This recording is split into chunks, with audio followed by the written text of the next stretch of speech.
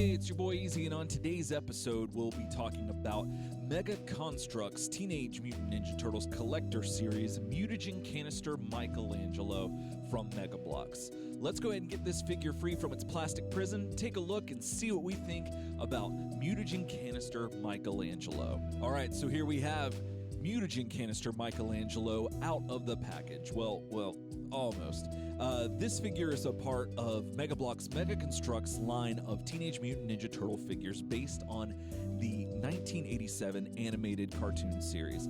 This line is continually knocking it out of the park and maintaining itself as being one of my favorites of the lines that I collect. And one of the coolest things about this line of figures is that each individual figure comes with their own display base that you have to put together. So that means there's a little bit of assembly required. So let's go ahead and get that out of the way before we get any further into the review.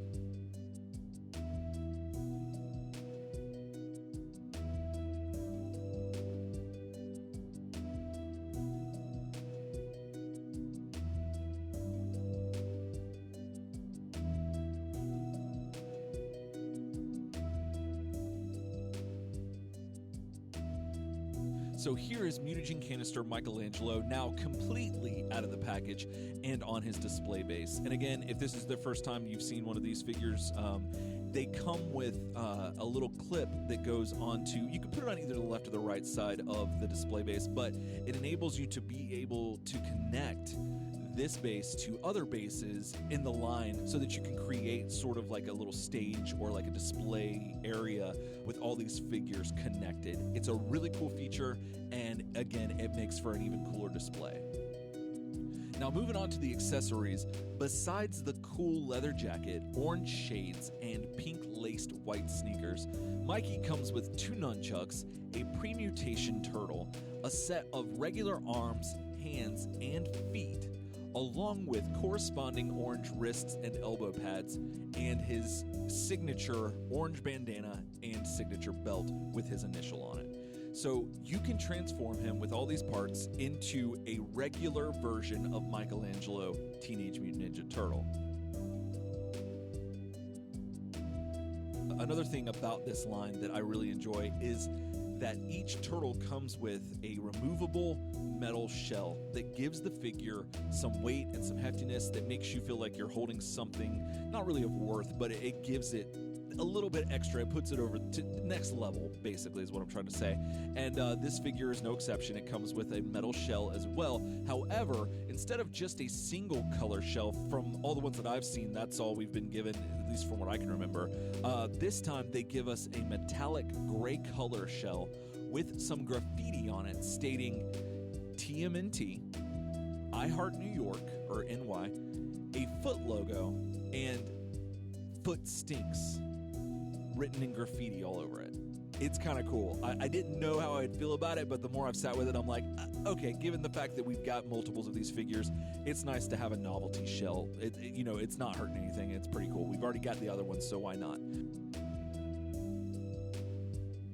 This figure stands about 2 inches tall with the sewer stand, and without it at just over 1.5 inches tall, like most of the other turtles in this line.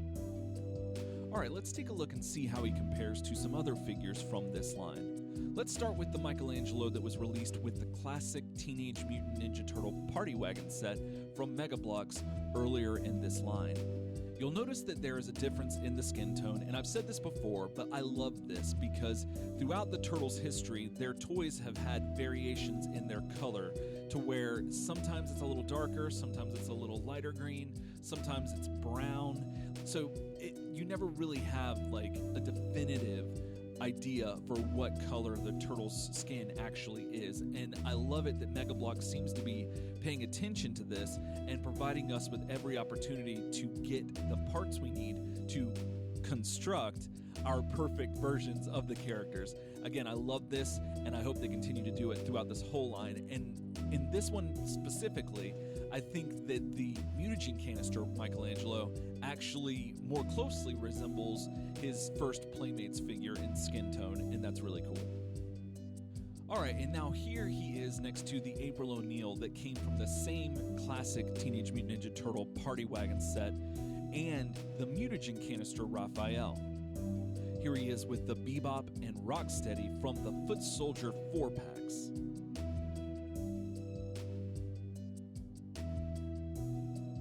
And lastly, here he is alongside the Leonardo and Raphael from the Krang's Android Body set from Bloks.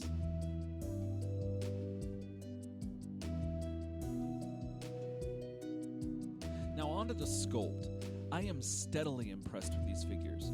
The amount of detail that they squeeze into these tiny pieces of plastic is fantastic.